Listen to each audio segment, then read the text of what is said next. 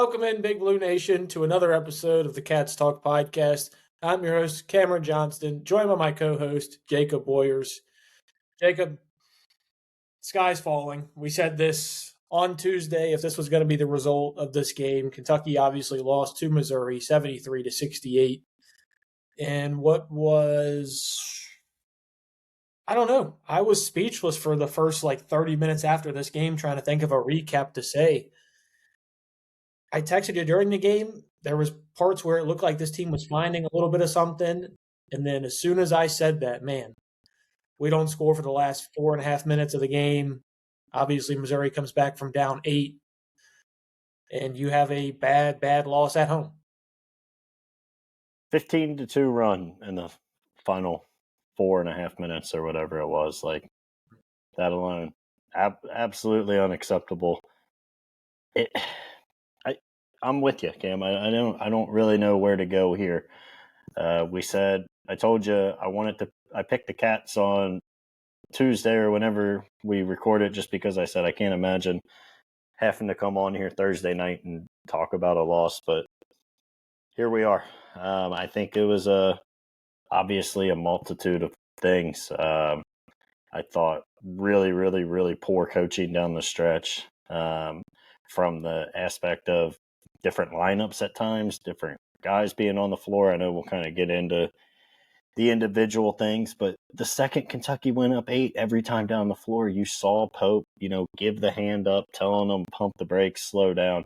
Me and you were texting earlier, we're finally getting out and running and, making some plays. And that's kind of where the 11-0, the kind of 8-0 run there to start the second half after the long Otega 3 that counted as an 11-0 run between the two halves.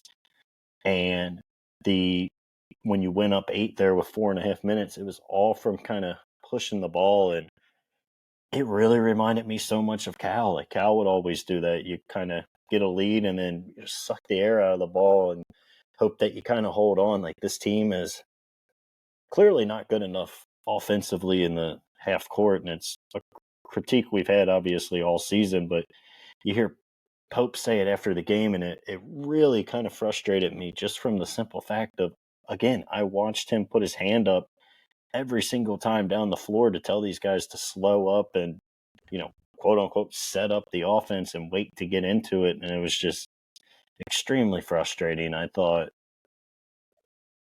there's a multitude of things. I guess we can go more in depth, but extremely frustrating.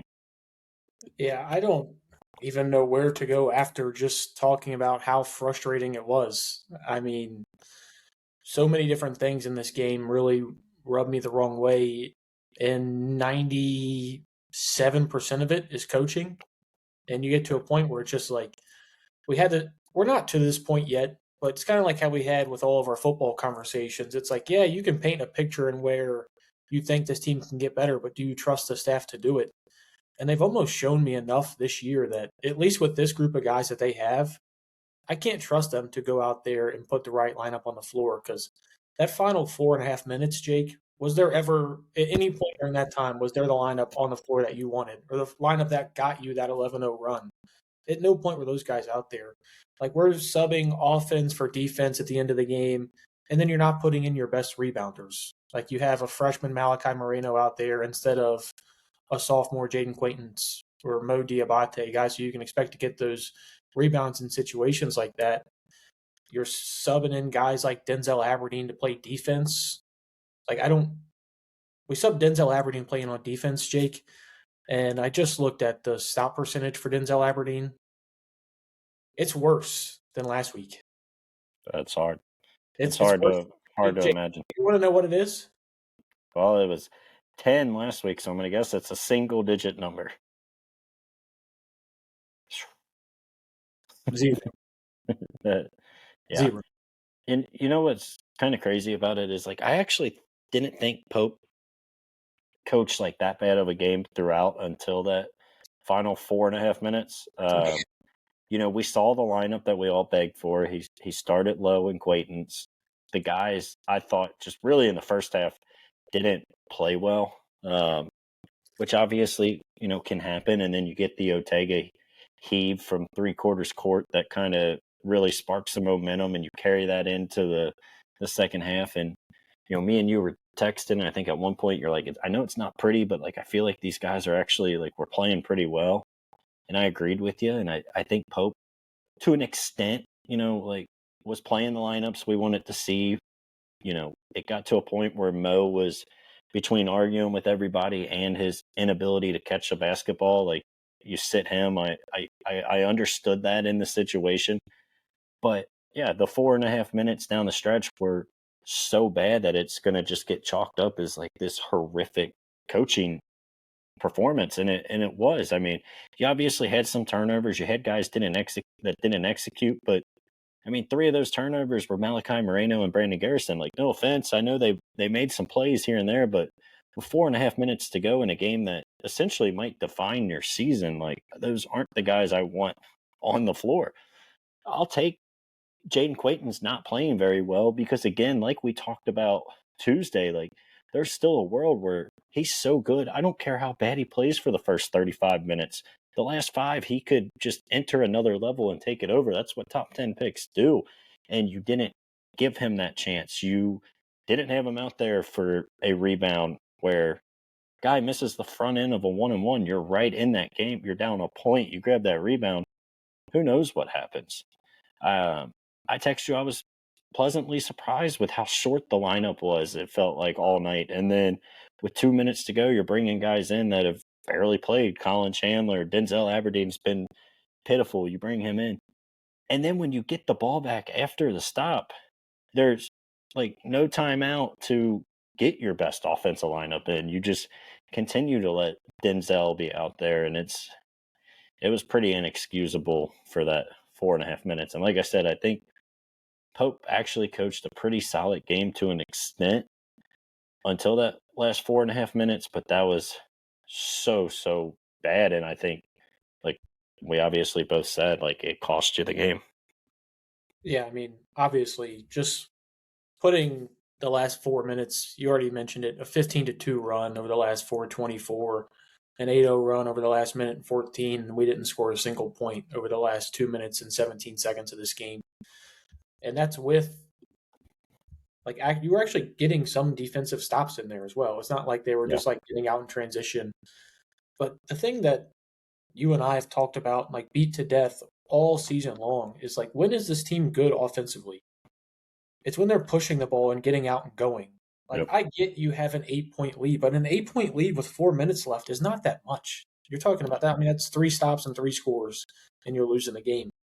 I don't understand where. I think you saw how much this game, I think, meant to Pope, and like how much he realized this was a like pivotal game in the way this season can either start to build some, positive reinforcement going forward, or if it was going to be, the bombshell that really takes this team down. And he crumbled under pressure just like the rest of the team did. I mean, you saw. I mean, everybody's pointing fingers at everybody right now. Like, you listen to the post game, Cam Williams throws Jalen Lowe under the bus. Mark Pope does the same. Obviously, Diabate's pointing fingers every which way. They can say whatever they want to me or anyone else. You can't convince me this team likes each other. Or this team Oh, has no shot. any sort of cohesion. And that's kind of like the thing that I would thought, if you would have told me, like, stop the game with 5 minutes left, which obviously you can't. I was going to come in here and say, this wasn't pretty. It wasn't, a game in which you're going to take a lot from it. But I thought the team played well and started to grow a little bit together, started to find ways in which, they can all work off of each other. And a lot of that was because the lineups were shortened during certain periods of that stretch, and you were allowed to play those guys all together. And then the final 5 minutes happens, and you're rotating guys in that haven't played much in like the second half at all. Colin Chandler's, yes, he ends up, like, I don't even know how much credit I give him for that steal, because first off, he got beat deep anyways, and then he just wildly throws his arm up in the air and just knocks it down. Having him out there for that situation, but then also taking him out on the offensive end Yeah. when you need a 3 in that time doesn't make any sense to me. And Jalen, man, after having that game he had last week, I don't know what this was. Like, what start to finish, I don't think Jalen Lowe was good, and it all was summed up by that final possession. Like what's going through your head at that Well, spot? Like I know they said like what was the plan was like get into the paint and then kick it out to Cam Williams. And I've heard a lot of people say, well, you get into the paint, they're probably just gonna let you score because you're down 3. But you gotta try and run some sort of play, not a yeah. double Well, clutched 3 when you're a 29% 3-point shooter anyways. I mean, I think, I mean, there was still what, like 8 seconds at that point. Like, if you get into the paint and they let you score, just lay it up, right? Yeah. Like Missouri had shown the ability to miss some free throws down the stretch. So, I mean, with anywhere from 7 to 8 seconds left by the time you score, I think you got enough time to even take the 2 there and cut it to 1 and then set it up again. You had another timeout. That was, I think, kind of the frustrating part is there were so many opportunities, especially there late, just with the little things that happen where you have timeouts to call and get the right guys on the floor. It's not like you had, one, and after you get a stop, you got to leave Denzel in because you want to save the timeout for, the situation that happened later. Like we had, I think, 3 timeouts with a minute to go in the game. Like you could have used those to put the lineups you wanted. As far as Jalen, I agree with you. He played obviously really bad down the stretch, had bad turnovers, took a couple bad shots. The step back threes, obviously, not what you want to draw up in that situation. When did he look the best? It was when he was playing fast and getting out, and he was getting in the paint in transition, kicking out. He had a couple really nice kickouts to Cam Williams. Had one that, kicked to Cam, who threw it to BG, who hit Owe to put us up 8 there in that corner 3. Like, that's where he looked the best. Every single time that he comes up the floor and you tell him to stop and wait, like, you're just throwing it all out of rhythm. And that's what I keep going back to that. That was my honest to God, the lineups and everything were pretty poor down the stretch, but like that was the thing that I think kills me the most. Like you had a chance to just keep your foot on the gas and put that game away. When Kentucky went up 8 and Missouri called the timeout, I was not just thinking in my head they're going to win the game. I was thinking they were going to find a way to, steal a cover out of this and win by, 13. You had that opportunity in front of you and you just completely took your foot off the gas. And you mentioned, Pope looked tight or nervous and realized the importance of it. And I agree. And it's so weird that like all these like in-game things are coming back to everything we said about Cal, who like we all thought Pope was obviously a much more superior in-game coach. That was his strength over Cal. But everything we're saying, I feel like we said the last 5 years about Cal, taking the air out of the ball, being too tight and, almost carrying too much and projecting that onto your players. That's now what we're seeing Pope do. The poor lineups, not playing the right guys at the right times. Like this is all the same conversations we had from 2020 to 25, when he got out of here. And it's just like to kind of be redoing this with a guy that's supposed to be much more,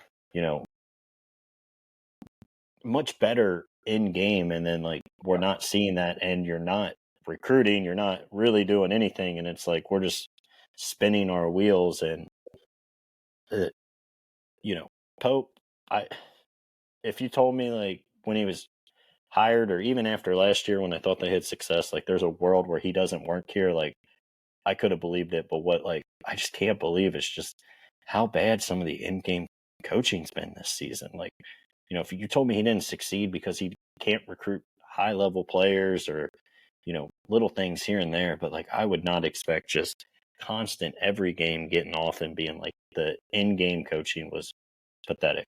And I know I've talked a long time, so I'll let you go here real quick. But one other thing I got to point out was just how funny it was in the first half. The first time I was about to text Joe, but Missouri goes to zone for the first time, and Tom Hart goes, Kentucky's prepared for this. And we watched 3 guys pass the ball around the perimeter. Not a single guy moved, not a single pass inside, not anything. Just 3 guys top of the key, pass, pass, pass, pass, pass. Cam Williams, long 3 with 15 seconds left on the shot clock. Like, I thought that like just summed up everything perfectly.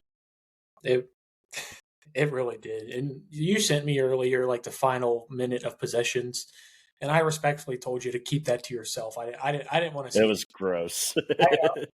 like there's not often where like I watch a game and I'm kind of just speechless and don't really I can't formulate what to say about the game. This was one of them. And dude, I could not sleep. Like I really couldn't. Like I know that sounds like it just sounds like I ridiculous. was Dude, there with you. I was up until 3 a.m. Like I could not sleep. I'm trying to find like anything I can that's going to put me to sleep after this. But you're just sitting there and you're thinking like what and thing about bad teams, Jake, what do bad teams always do? They always find a new way to lose. And that's Yeah. what Kentucky is doing. It feels like game in, game out right now. They're finding new ways to lose. And granted, like this one, I put this one in the North Carolina game about in the same situation. You really just struggled down the stretch, couldn't get any offense going. Kind of reminded me a little bit of that game. Also, Yeah. the thing that really kind of concerned me in this one was anytime Missouri called a timeout, their inbounds plays were terrific and they were scoring on almost every one of them. Jake, when's the last time we've called a timeout to have an inbounds play set where we've had like a good play out of bounds? Like Yeah. I can't think of one, at least out of recent memory, that has been meaningful. I'm not saying he hasn't had one like in the St. John's game or even in that Bama game where we started getting blown out, but one that's meaningful. And it's really starting to get me to picture like to go big picture with a lot of this. And I know we keep telling ourselves like, hey, this is a game per game thing. Don't take it so big. Don't make each game out to be its own thing. But the motion that I keep hearing of like how great of a job Mark Pope did last year, like I think we need to give some respect to the guys he had on that team. Like look at what Amari Williams is doing in the G League right now. Like this dude is constantly putting up like 30 and 15. He just had a triple double a couple weeks ago. Kobe Bryant was, if not the best shooter in college basketball, one of the top three. You had an elite defensive point guard. You had a 50, 40, 90 guy coming off the bench. You had Andrew Carr, who's also doing well in the G League right now. I'm not saying he didn't do a bad job, but I keep hearing this like story that he just got a bunch of ragtag guys who didn't deserve to be at that spot and he put them all together and it was all Mark Pope's brilliance that got them to the Sweet 16. I couldn't disagree more. I think there was 4 or 5 games last season that we lost that we had no business losing. That Ohio State game. In what Yeah. world did we lose that Ohio State game? That Ole Miss game where we got ran off the floor. There's so many games last year that you look at and you're like, man, we just got outcoached. And now seeing it with guys who aren't as like developed and seeing guys who aren't as bought into the program, seeing guys who quite frankly just don't give a shit a lot of times. Like you look at Mohamed Diabate, you look at Denzel Aberdeen. Like, dude, if I could pay them to go back to Alabama and Florida right now, there's a chance I would, especially Denzel. I Yeah. mean, granted, Mo, he's just got to find a way to lead this team because the way he's doing it right now is not working. And it just has me thinking big picture wise that I'm not calling for the guy's job. It's 15 games into the season, but you're 9-6. Nothing that you've put out there has worked. Nothing is getting better. Like you're not getting better on the defensive end. You're not getting better offensively. You're not bringing in recruits. Like there is no positive signs right now. And it's time to hit the panic alarms, I think. I mean, it really is. No, I'm there with you, and you know, I don't know. I'm not going to sit here and just debate you on last year. I don't think that's anything productive. I'm with you. Like I don't think Pope was insane last year, but for a number of reasons, I would say last year was a pretty big success, and I thought he did a really good job. With that being said, as far as the panic alarms, I'm right there with you. Again, I never thought I would be in this situation coming into this season, but to an extent, like you said, it's in part because of when you're looking at the future, you don't know what players are going to be here next year. You're going to have to load up in the portal again. Are you going to load up with the right ones like you did year one potentially to, have a Sweet 16 level team, or are we going to be back in this situation? So it's by far the biggest panic probably since, the Gillespie, thing, but I just before you change topics here, can I ask you one question? Mhm. Like when you look at what you think Pope can do, like last year, everything fit to the style and brand of basketball that he wants to play. And you had Yep. elite guys at that. Like you had that point forward. Like we're not getting another Amari Williams. Like I don't think No, people it's realize not how too. There's not too many of those in I don't think basketball. people realized how rare that was last year to have him. Same thing with Kobe Brea. You're not getting those very often either. Does it concern you that maybe like the Sweet 16 level is where, like with his style brand of basketball, where you're playing 28 minutes a game, you don't have that star power, you're not bringing in elite level recruits. Does it concern you that that's like the ceiling with a Mark Pope led Kentucky team? I don't know. Like I think that's a little deeper because like again, we still don't really know like how much of not landing these top level recruits is Pope and like how much is the JMI thing, right? Like maybe you have your JMI deals figured out and you got Tyron Stokes and Collins coming in next year and like we're saying, hey, next year he's going to have elite level players. And, you look at it, I think you had really, really good players last year. I agree with you on like the narrative of like he took all these scrappy underdogs and like turned them into players. Like you also had like a lot of guys that could do a lot of different things, right? So like you had an elite level on ball defender in Lamont Butler. You had obviously a very elite shooter. You had the elite passing center and rebounder in Amari. But like I think like that team was still obviously like missing a star and Mhm. it's so hard to say like okay Pope can't recruit, Pope's whiffing this and that when you hear that Collins was ready to come and JMI wouldn't reword how they weren't the deal. You kind of hear the same thing with Tyron Stokes. Like I feel like we would think about this completely different if we had those two guys coming in next year and then you knew you had to go get four or five like shooters and decent level players. Like even like just taking this year, if you had like a guy like Tyron Stokes on this team, like this whole team looks completely different because these guys are all being role players, which essentially you probably need them to be and not your stars. So I I don't know. But like if you're telling me the JMI thing's not going to work out and like this is what we're seeing from Pope, then yeah, there's a very real chance like Sweet 16's the top of the mountain. Yeah, the part that concerns me is like when I watch Tyron Stokes and I watch Christian Collins and Caleb Holt and guys like this, I'm thinking about like putting them in and like onto this team. I don't know how much that moves the needle. Like I get that they're going to be the best player on this team, but just from a team like building and just developing into what Mark Pope wants to play, like I don't think there are those guys. At least that I'm not sitting here acting like I'm grinding high school tape here, but I haven't seen a guy that's in this next year's class that I'm like, oh yeah, that's a Mark Pope we got to get because I don't see Tyron Stokes filling out that role of a pure shooter. I don't see Christian Collins doing that. I don't see Caleb Holt doing that. And I don't see any of them being a big to facilitate like Amari Williams did. And I think those are the two staples that you need in what Pope wants to do. And it seems like we're doing everything but recruiting to those two things that we need.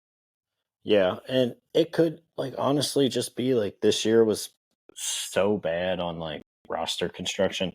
Like I don't know how you feel about it. I think this team again, I'm not saying like they're going to be competing for a final four, but like if you just would have gotten like Wilkerson over Denzel. Like imagine how much So better we would there's we not would many people you could tell me in the NCAA over Denzel that I wouldn't. I know, Even if but like I'm even if I just I'm had whatever money he made, even if you just like put that across the Lexington streets and just put it to the community, I'd rather have it done that way. but like again, like that's the thing with NIL here is like we don't really know who's to blame for like losing out on Lamar Wilkerson. Was it, Pope couldn't convince him to come because the guy didn't want to be another dude? Like I know that's kind of what he said, but like, or was it that Indiana was able to get him an extra 500 grand to $1 million and we just don't know. But like, I think like just that one simple addition, and I know that's like a big what if game to play, but like, I think this team would be significantly better. And you're probably winning not all these games. You probably still don't beat Alabama. You probably, you know, still lose to Gonzaga or whoever else, but like, they would not be near this bad. And like, we wouldn't be sitting here talking about like how this team's not going to make the tournament. I think just that one thing, like, Denzel has been obviously a massive, massive disappointment. And we said last time we didn't want to like put it all on him. But I think if you had an elite level shooting guard, like this whole thing feels and looks completely different. I mean, I don't. I'm to the point where like I just don't even know what to say about Denzel Aberdeen because like I don't think there's any growth to be had there.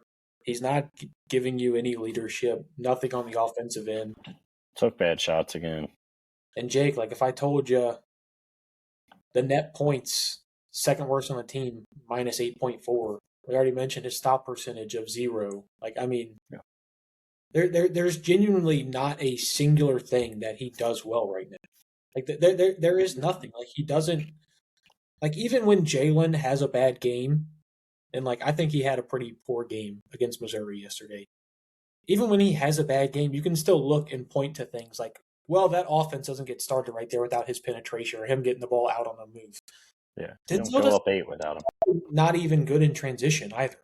Like there's genuinely not a point to his game, and it's almost to like I wish we probably would have done a deeper dive on what he was doing at Florida. But you hear like Golden talk about him. You hear about how he was an integral part of that team, and it's just like, what did you look at last year that you looked and saw like, oh, this is the guy that because it's obvious that they thought he was their starting shooting guard. I think that's obvious Yeah. because they're still doing it this far into the season and he's been this putrid. Well, What did it's you see obvious. there? Like I don't. I, yeah, I don't know. And I, you know, and the thing with Denzel, like you just mentioned, like it obviously wasn't just Pope. We heard how upset Golden was when he left.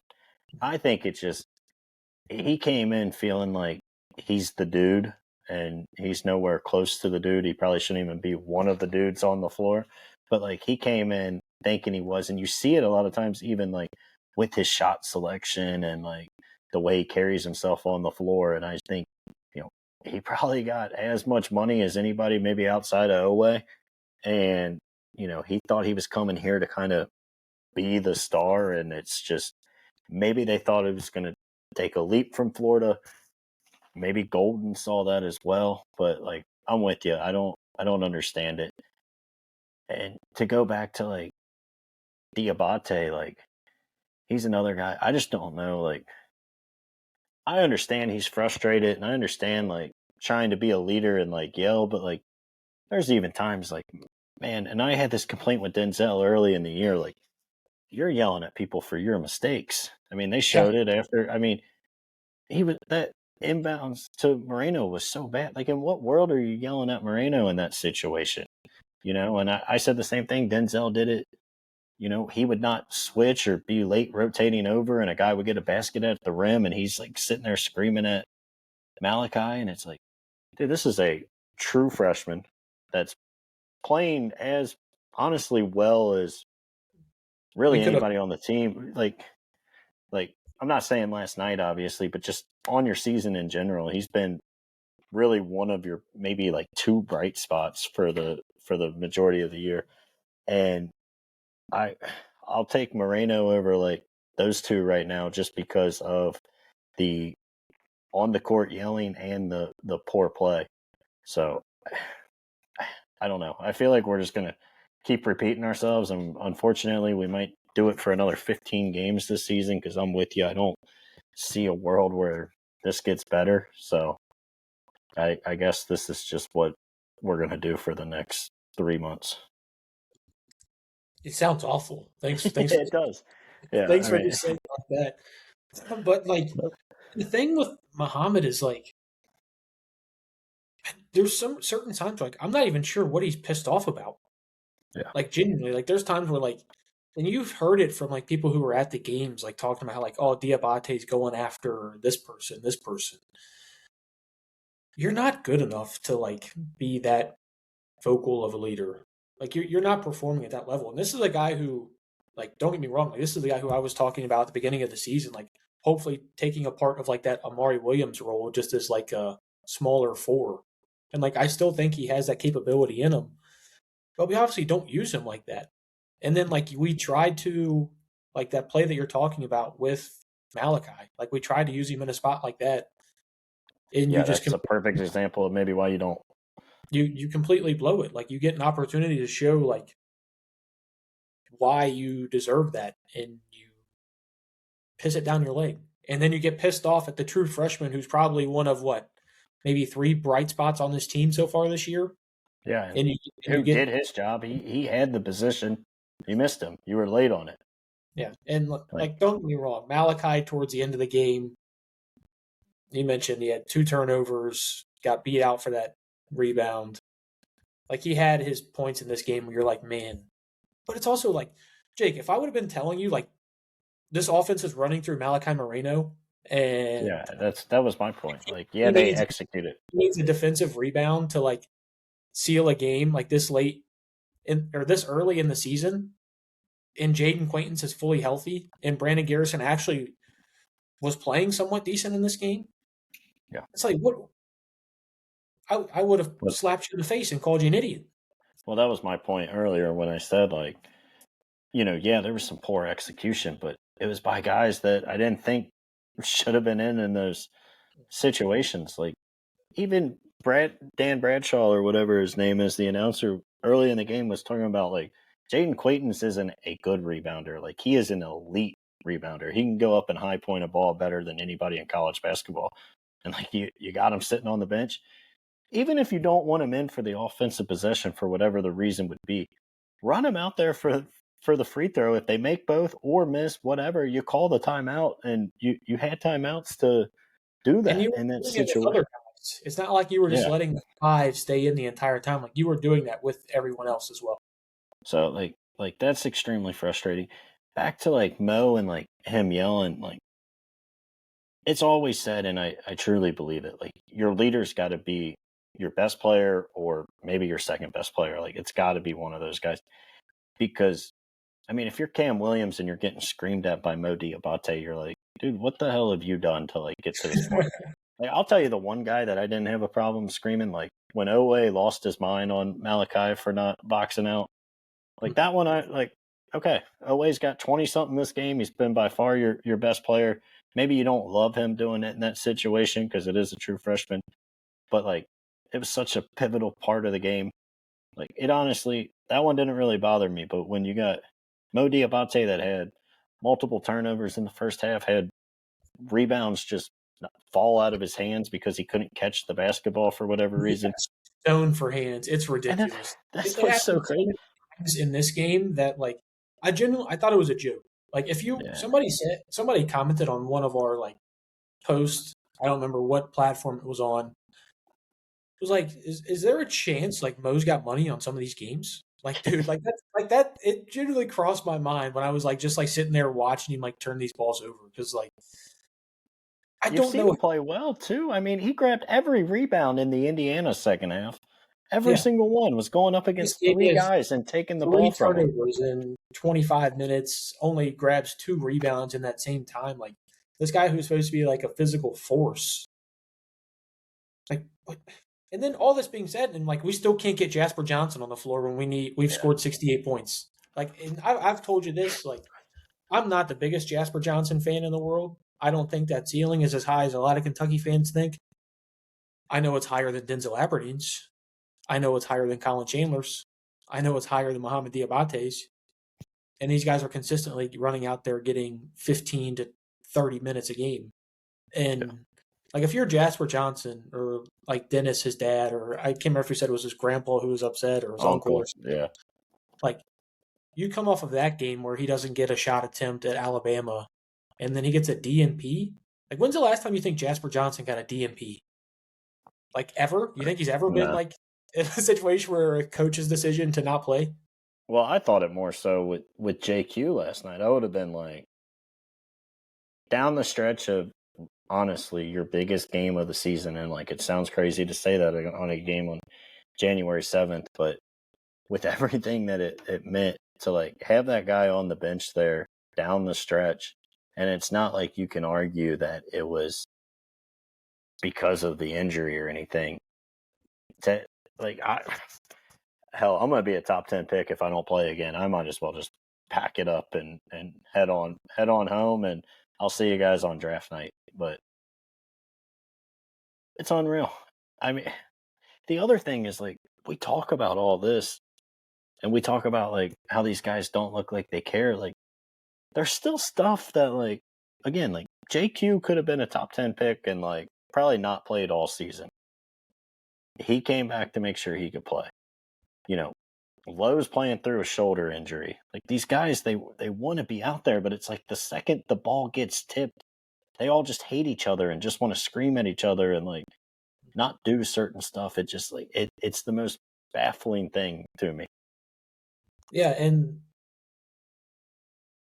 like, I mean, baffling, I think, is truly just a great word to like describe it, because like, the best way I think I can just say it is just bad teams find a way to lose each and every week. Like, they find new Well, ways. Like, think about all those times we watched the yeah, Bengals. Like, how many yeah, times do you see it's like, oh, missed field goal this week. Next week it's a pick six. The other week it's a punt return touchdown. Like, we watch it with Kentucky football all the time. It's one week you get stopped at the one. Next week it's, two punt yeah. returns that get taken to the house on you. Bad teams find a way to lose, and then they start finger pointing, and then teams eventually give up. You've seen that. You've seen that with Kentucky so far this year. And the part that really irritates and frustrates me is that, like, we're sitting there and we're doing the defense for offense swaps during this game, and your best defensive presence, your only guy who can block shots for the most part, Yep.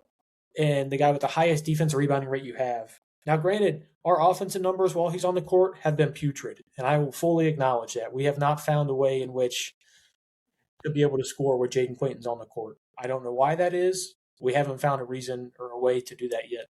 But you're But talking you're, to me you're like not down. scoring a lot with him off the floor, real quick. I Yeah, don't want to cut you off. Like, go ahead. exactly. But But that's like, also like, that's to my point. Like, at what point do you look at it and you're like, oh, I have to have Brandon Garrison or Malachi Marino in this game because they offer me this on the offensive end that's so much greater than what the rebounding of Jaden Quayton's or shot blocking is. And it's just, there's so many things that happened on the stretch of this game that are completely inexcusable from a coaching staff from top to bottom. And like, I don't know if he's just thinking too much and he's like, but dude, it's just like, let your best guys play when you need them to play. Like, this is something we keep coming back to week in and week out. It's just, when you need plays to be made, have your best players on the floor. And Jake, there's people that we know do not fit that bill. Denzel Aberdeen right now is one of them. Colin Chandler is one of them. Why are they on the floor in crucial minutes? Like, those were two of the guys that were on the floor the most. Like, there was spots where Jalen Lowe wasn't out there for offensive possessions.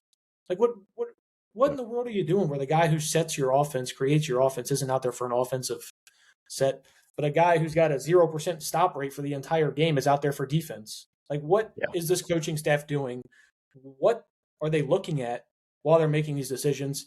None of it makes sense. And the more I sit here and talk about it with you, like, the more it just, like, it frustrates you and pisses you off, because it's, you and I can see this from 100 miles away. Like, we can see this watching from the living room TVs. And I'm not saying we're smarter than Pope. This guy's almost a doctor. I am back in college now, and by God, my brain hurts. I wrote a paper earlier today, and I am still struggling to recoup from it. But man, sometimes too much information is like information paralysis, and it feels like that's where Pope's at now. yeah, no, I agree with that assessment. And again, back to like the craziness of it is like, again, I thought for 36 minutes outside of how bad they looked against the zone the first time they saw it, like, I thought Pope coached a pretty good game. We saw the lineups we wanted outside of, still probably too much Denzel, but like, what did I tell you 8 minutes Tuesday still. night? Like, Tuesday night, you asked me, like, what's something that can maybe give you hope out of this game, or like outside of just squeaking out a win? And I said, I don't want to see Colin Chandler and Denzel Aberdeen on the floor together. I would prefer not to see either one of them, but like, I especially don't want to see them playing together. And, Colin only played 5 minutes. He shrunk the lineup outside of, again, like Denzel playing too much. I think he did a pretty good job with the lineup. And it was just, I'm with you. I think he got that 8-point lead and just completely overthought it and thought 8-point lead, 4.5 minutes. I just got to, get a couple buckets and like we got this game won with a couple stops, and he just completely switched from what built you that 8-point lead, what got you going early in the second half. There was no urgency. There was no. I mean, I know you said like you didn't think Lowe played good, and I think when you consider the game as a whole, he didn't.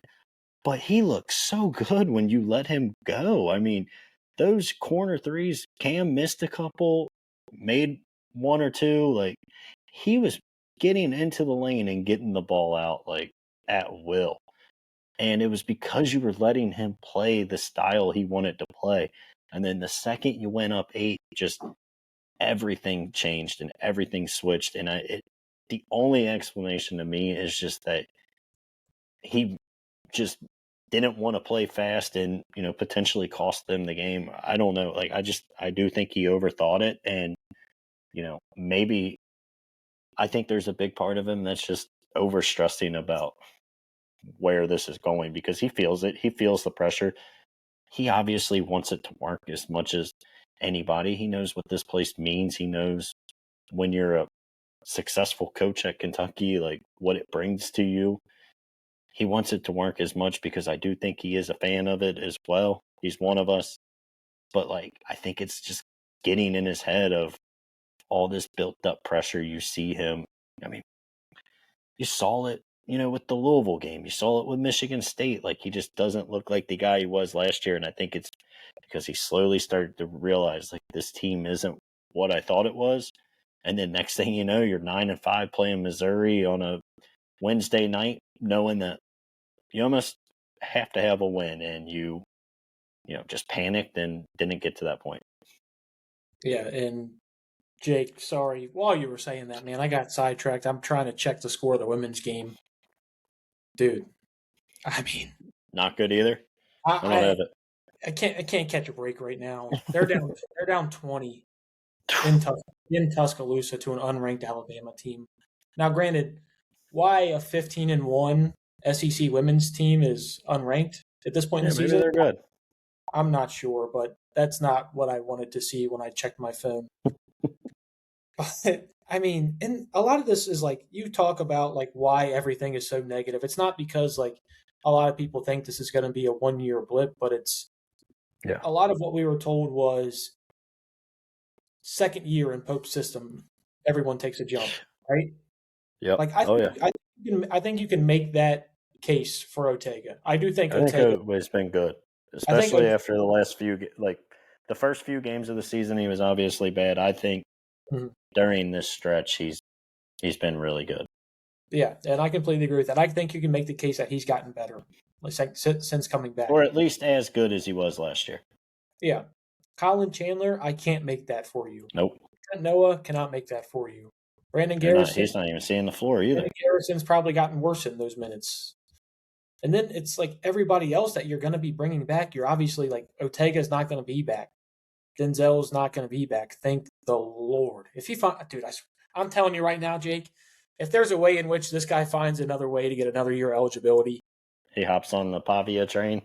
I'm telling you right now, if it's back in blue and white for Kentucky, you're going to be doing this with somebody else. It's not going to be me. You and Tyler are going to have to cover this. But then it's like, does a guy like Jasper Johnson want to come back after getting DNP'd? Like, do you think that's I mean, this guy could go almost anywhere he wanted to. Cam Williams, while I love the ability that I think he has, I don't think that's a guy you're like, yes, great, glad to have him back. Same thing with Yelovich. You don't feel good about Colin Chandler or Trent Noah coming back. I can't imagine Yelovich is on this roster next year. No, yeah. I'm there. Exactly. I mean, like, the only I'd say there's 0%. Like, what's the bright spot for coming back next year? Maybe a jump from Malachi Moreno. He gets a little bit more physical, puts on some weight over the offseason. You got Mo coming back.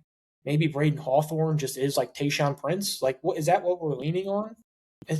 I mean, if you ask me next year, if you ask me for next year, like who do I want back on this team? I honestly like it's Jalen Lowe. I still think if you give Cam Williams enough run, he's going to prove that he's a good player.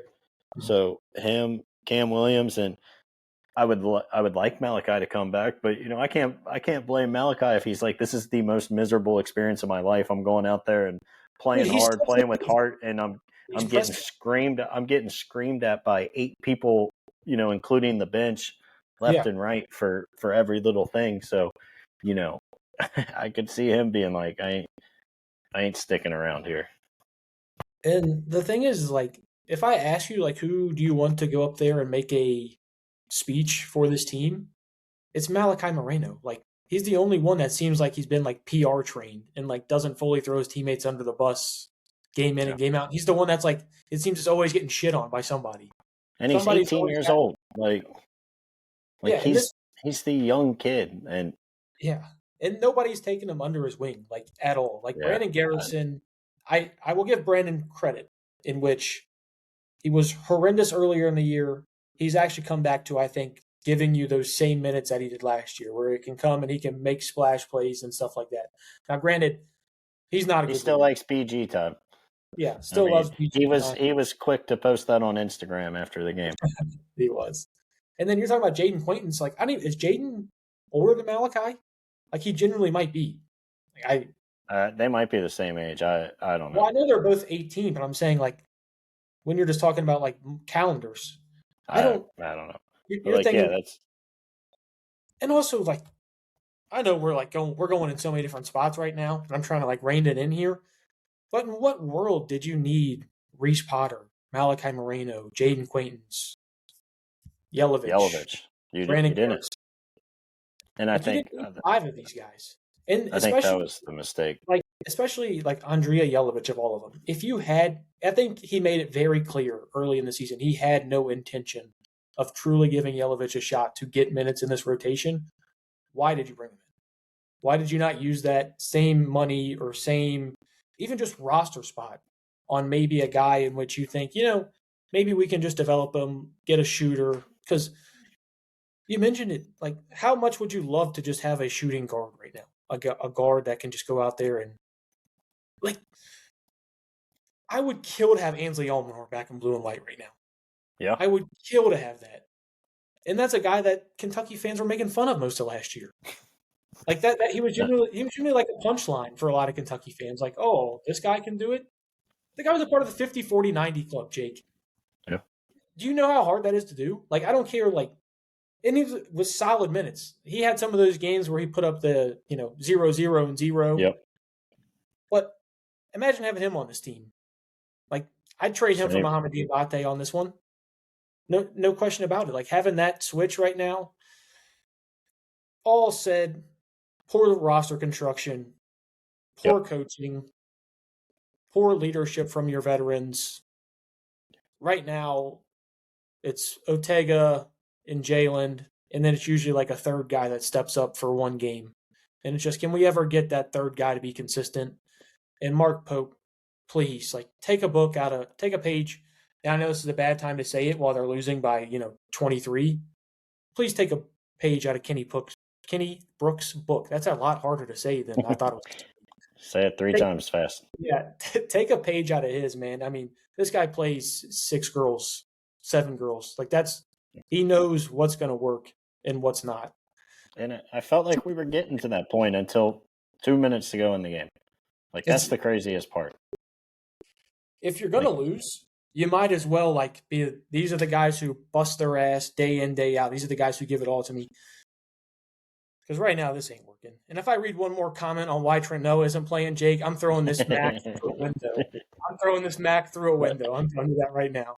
I mean, I agree, but, like, hell, how much worse can it be, honestly?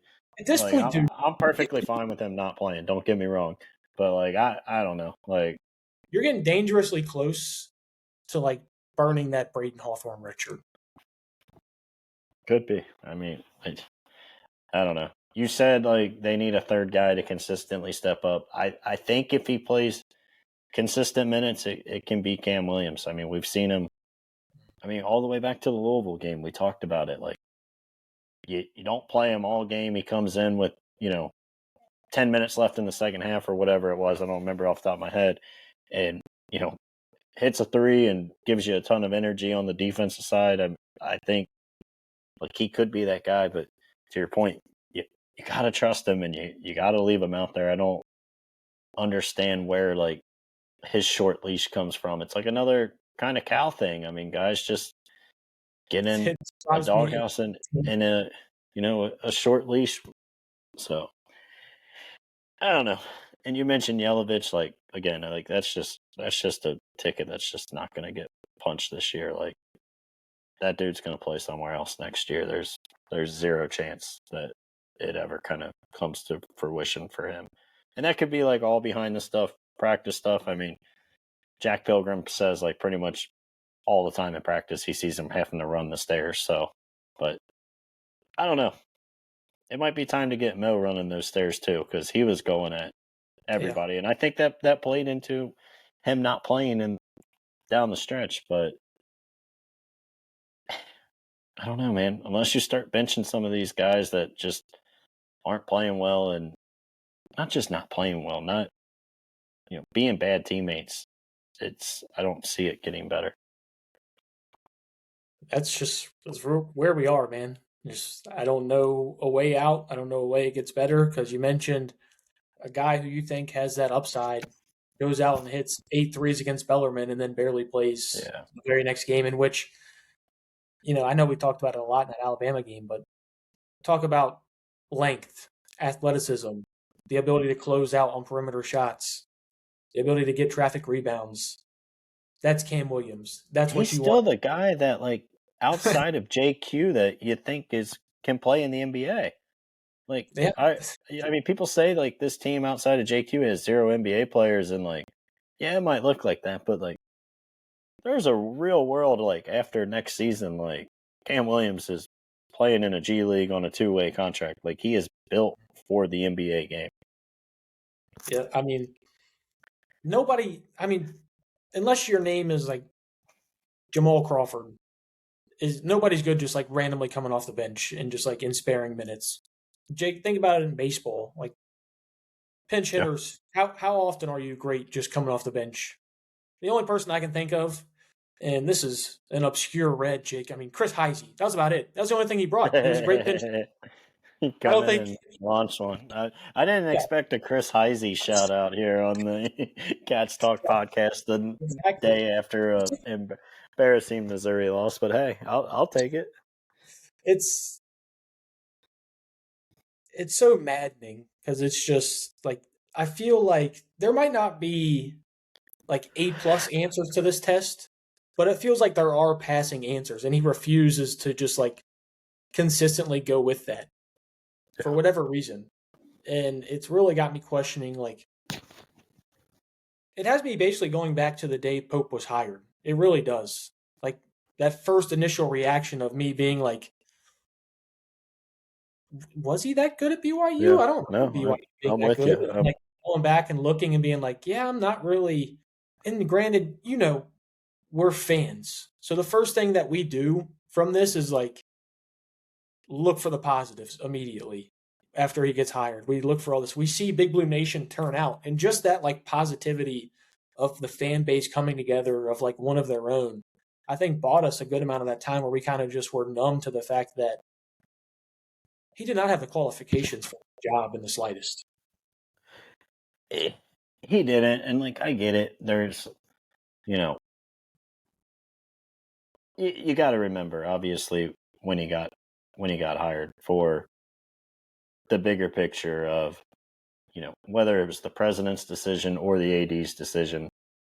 A lot of people actually say it was probably Capilouto, but, like, being told pretty much no to Oates, Pearl, anybody Which that had any type of success NCAA or personal, think about, like, if you're saying no to NCAA violations, which I don't even understand, everything that all these coaches have been in trouble for is now legal. yeah. But, like, I mean, that takes, obviously, Chris Beard, Will Wade, Bruce Pearl off your But the list, and then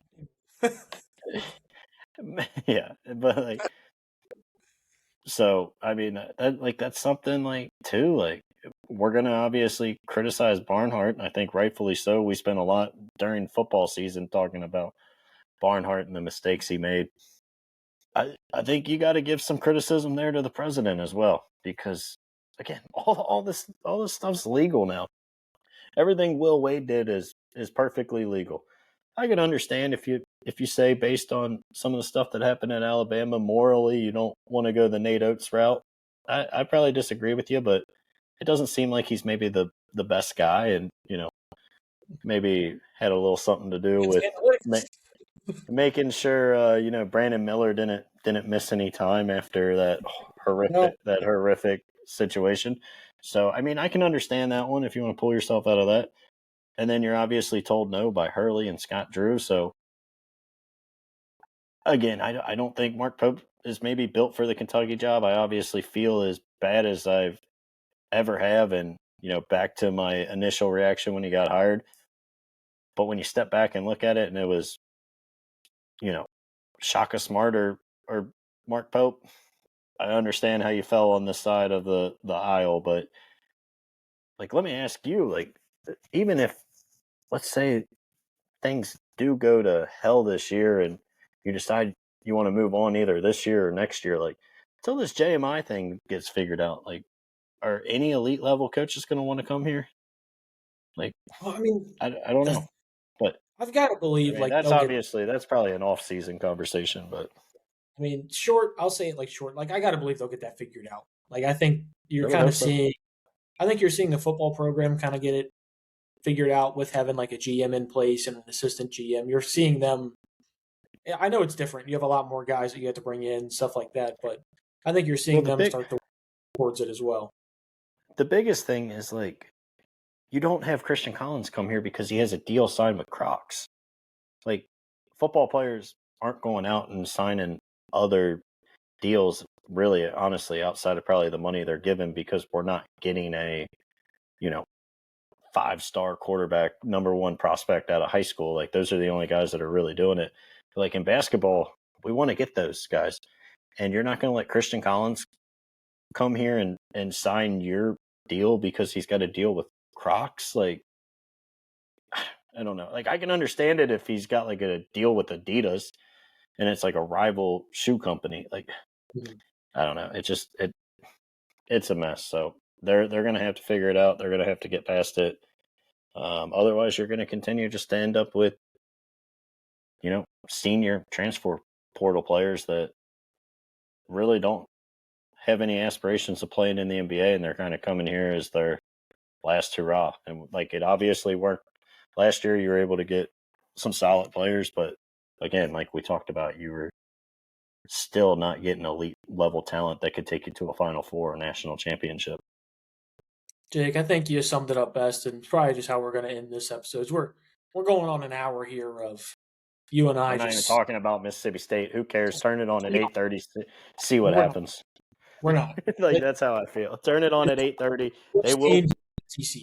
If they don't win this game at home, you have a I don't know if you have a complete other conversation. We just do all this with Again. maybe real Yeah. tears. Yeah. There We'll might be we'll real talk. tears in this. We'll talk again on Monday, and we'll just have this conversation again. Yep, Hey, I Jake, will say, if it's a anybody mess. out there is as depressed as myself and Cam, well, I'm going to Dickman Saturday night I'm going to try to rally the troops, change the vibes, drink a couple pitchers, and hopefully maybe we can get this thing back on track. But I don't feel optimistic. It might be a sad drinking night. And no drinking for me, Jake. I will be the DD for you here. But I'm telling you, man, it's a mess down in Lexington right now. Portal, transfer portal. That's all I got. I refreshed this Sign X feed time, baby. about 1,000 times, and I do want to just give a special shout out to one individual. Actually, two. Give it to two. The little dog and Hardly Gilmore. Hardly, the amount of shit I have heard you talk about the University of Louisville is ridiculous for you to go put on that red, white, and black. Don't And for forget, that, the little dog did it too before. Hang on, real quick before we leave, I got to ask you: did you see Will Stein's press conference today? dude, he looked like he was about to fall He asleep. looked like like He's that putting the man hours is in. working. That man is working. Dude, he's He putting the looked hours. like a corpse up there trying to talk about their game plan. So I mean, I bet he is. Game planning, recruiting, hiring, filling out your staff. I mean, it's. I don't. I guess I kind of want to see them lose tomorrow, so we don't have to deal with this for another week. Like, let's get the man some rest. Let's get him in a nice Tempur-Pedic bed here in Lexington, Put him in a and let him Lexington go to work. house where he can just not. He doesn't have to fly in to go to his office. Let's get all this in there. Jake, who would Let's have get him thought here. second game SEC play, we'd be like, all right, let's go football season and transfer portal. That's what we're looking forward to. But either way, we're going to have you covered here on the Cats Talk podcast. We're going to have a football podcast coming here for you. Jake, hopefully guys like DeAndre Moore, Malcolm Simmons, we start to get some of those big receiver targets with all these guys starting to hit the transfer portal like Cam Miller and Hardly Gilmore. Sayonara, fellas. But Jake, we'll have you covered on the Cats Talk podcast. So make sure to follow us on X. I threw some shade at some people earlier on X. I know Jake loves doing it too. Dan Dockich, especially, he loves to throw that clown under the bus. So follow us on X, Instagram, TikTok, Facebook, wherever you get your media content. We're there. Join us for all your basketball misery. All of it. And football. If you guys are Reds fans, Bengals fans, we're in that misery boat too, Jake. It has not been the end of 2025 we wanted, and sure not have been the start of 2026 as the women have just fallen to Alabama as well. I need to get out of here because I got to go shed some tears. So Big Blue Nation, obviously you got the game Saturday night at 8:30. If the Cats don't win that one, I don't know if you'll see Jacob Araya again. But go Big Blue. Go Big Blue.